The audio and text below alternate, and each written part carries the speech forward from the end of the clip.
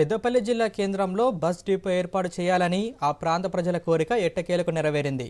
ఎన్ని ప్రభుత్వాలు మారుతున్నా తమ కళ కలగానే మిగిలిపోతుందని, ఇప్పుడు ఆ కళ నెరవేరుతుందని పెద్దపల్లి ప్రాంత ప్రజలు హర్షం వ్యక్తం చేస్తున్నారు.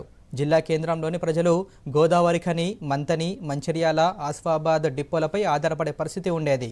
గత ప్రభుత్వంలో జిల్లా కేంద్రం ఏర్పాటైంది, కానీ బస్ డిపో ఏర్పాటు కాలేదని జనాలు అంటున్నారు. కాగా డిపో ఏర్పాటుతో తమ కష్టాలు తీరుతాయని స్థానిక ప్రజలు హర్షం వ్యక్తం చేస్తున్నారు.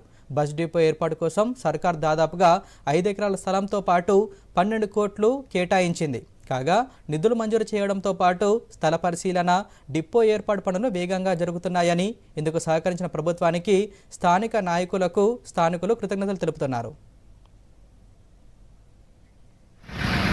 పెద్దపల్లి జిల్లా కేంద్రంలో బస్సు డిపో నిర్మాణం అన్నది చాలా ఆవశ్యకరమైనది. ముఖ్యంగా పెద్దపల్లి ప్రజలు ఒక 3 దశాబ్దాలకు పైగా ఏ అసెంబ్లీ ఎన్నికలు వచ్చినా, మధ్యంతర ఎన్నికలు వచ్చినా, పార్లమెంటరీ ఎన్నికలు వచ్చినా బస్సు డిపో నిర్మాణం అన్నది ఎన్నికల వాగ్దానంగానే ఉన్నది తప్ప కళ మాత్రం నెరవేరలేదు.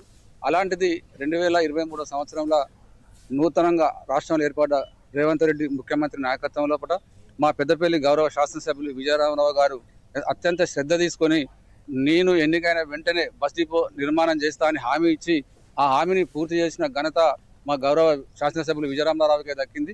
గత 75 సంవత్సరాలుగా ఈ పెద్దపల్లి జిల్లా మన నియోజకవర్గానికి మరి బస్సు డిపో లేకపోవడం వల్ల దూర ప్రాంతాలకు ప్రయాణించడానికి కూడా అనేక మంది ప్రజలు కూడా ఇబ్బందులు పడ్డారు. ఈ ముఖ్యమంత్రికి కూడా ఎందుకంటే ఇంత తొందరగా కూడా మనకి డిపో ఏర్పాటు చేయడం, దాంట్లో బడ్జెట్ కేటాయించడం, ఇవన్నీ కూడా కొన్ని రోజులలో కూడా ఇక్కడ కలెక్టర్ కూడా డిస్మాంటిల్ చేయడం చెప్పడం జరిగింది. వాళ్ళందరికీ కూడా మేము పెద్దపల్లి పక్షాన కూడా మేము కృతజ్ఞతలు చెల్లిస్తున్నాం.